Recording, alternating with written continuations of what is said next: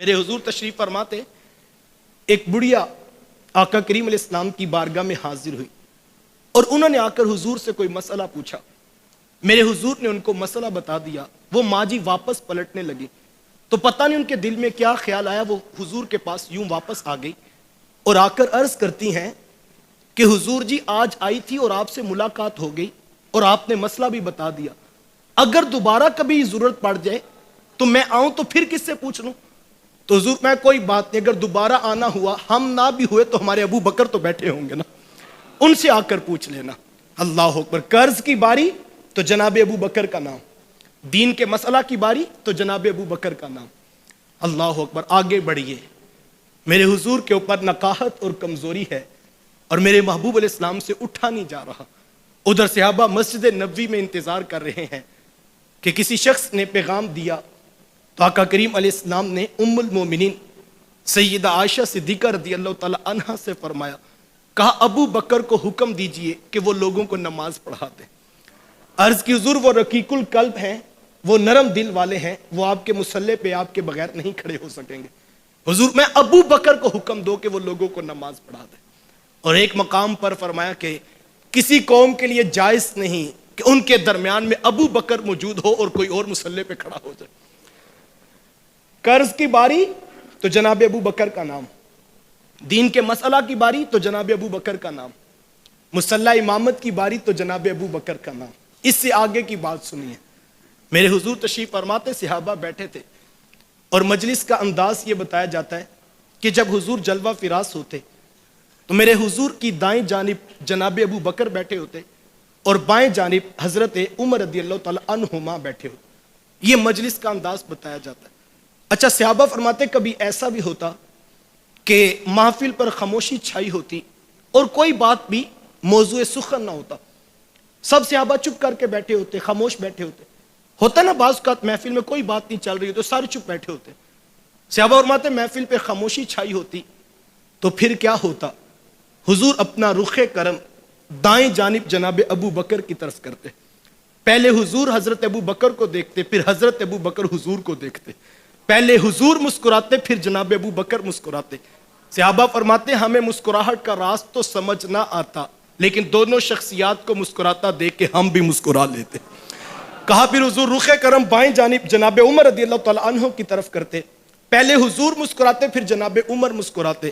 فرماتے ہمیں مسکراہٹ کا راز تو سمجھ نہ آتا, لیکن دونوں شخصیات کو مسکراتا دیکھ کے ہم پھر مسکرا لیتے. میرے امام بولے جس کی تسکین سے روتے ہوئے ہنس پڑے, اس تبسم کی عادت پہ لاکھوں سلام. اللہ اکبر. مسکرا بھی لیجئے, یہ بھی حضور کی سنت ہے. اللہ اکبر. غریب صحابہ نے پوچھا تھا نا کہ حضور ہم تو اتنے غریب ہیں, مال خرچ نہیں کر سکتے. امیر صحابہ اتنا مال خرچ کرتے ہیں اور اتنی نیکیاں کما لیتے ہیں, اور ہمارے پاس تو اتنے درہم اتنے دینار نہیں ہیں. تو حضور فرمایا کہ تم اتنے غریب تو نہیں ہو کہ تمہارے لبوں پہ مسکراہٹ بھی نہیں آ سکتی. اپنے مومن بھائی کو مسکرا کے دیکھ لیا کرو, اللہ کے ہاں یہ بھی صدقہ لکھا جاتا ہے. رک کر جملہ کہنا چاہوں گا, یار کسی مومن کو دیکھے تو صدقے کا ثواب ہوتا ہے. ذرا مجھے بتائیے نبیوں کے امام کو مسکرا کے دیکھیں پھر کون سا ثواب ہوتا ہے؟ اور حضرت ابو بکر حضور کو مسکرا کے دیکھ رہے ہیں. مجلس کا انداز یہی تھا کہ دائیں جانب جناب ابو بکر بیٹھتے, بائیں جانب حضرت عمر رضی اللہ تعالی عنہما بیٹھتے. صحابہ فرماتے کہ ایک مجلس لگی تھی, کوئی شخص حضور کی بارگاہ میں کھجوروں کا تحفہ لے کر آ گیا. آقا کریم علیہ السلام کی عادت کریمہ تھی کہ حضور اس تحفہ کو قبول کرتے, اور صحابہ کی یہ عادت تھی کہ صحابہ جب نیا تازہ پھل مدینے میں پکا کرتا تو سب سے پہلے لا کر حضور کی خدمت میں پیش کرتے, اور حضور دعا دیتے اور پھر صحابہ کو برکت نصیب ہوتی. بلکہ ایک روایت میں نے پڑھا ہے کہ جب مدینے میں نیا کھجور کا پھل پکتا تو میرے حضور چوم کر وہ آنکھوں کو لگاتے اور حضور فرماتے کہ اے عائشہ جب مدینے میں تازہ پھل پک کر آیا کرے تو مجھ محمد کو مبارکباد بھی دیا کرو.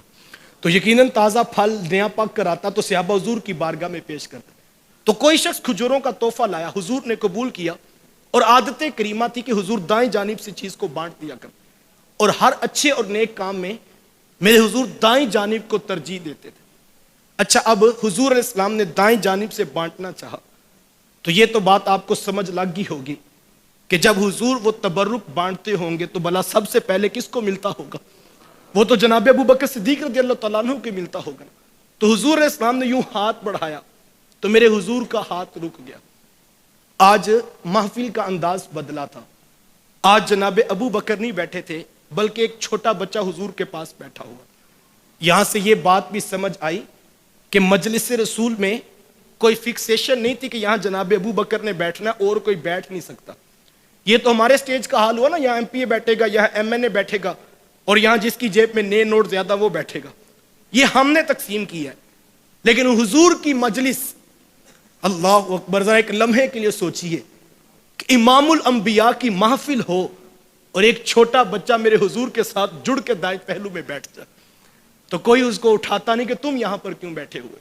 تو آقا کریم علیہ السلام نے یوں ہاتھ بڑھایا تو میرے حضور کا ہاتھ رک گیا. چونکہ آج جناب ابو بکر نہیں بیٹھے تھے بلکہ ایک چھوٹا بچہ بیٹھا ہوا.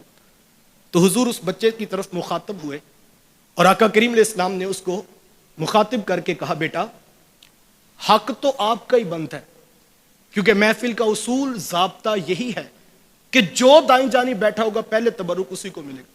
تو بیٹا حق تو آپ کا ہی بنتا ہے, لیکن اگر آپ اجازت دیں تو میں ابو بکر کو نہ دے دوں. میں کہتا ہوں مولوی صاحب کو تو خلافت کی ٹینشن بنی ہے. خلافت تو بہت بڑی چیز ہے صاحب.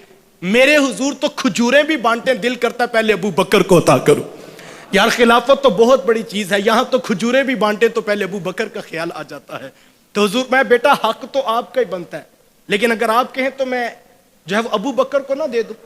اور ایک روایت میں ہے کہ حضور اسی بچے کو دینے لگے تو حضرت عمر بول پڑے, عرض کی حضور اگرچہ حق اس کا بنتا ہے لیکن میرا بھی دل کرتا ہے پہلے آپ ابو بکر کو پیش کریں. اللہ اکبر. تو حضور میں بیٹا حق تو آپ کا بنتا ہے, لیکن اگر آپ کہیں تو میں ابو بکر کو نہ دے دوں.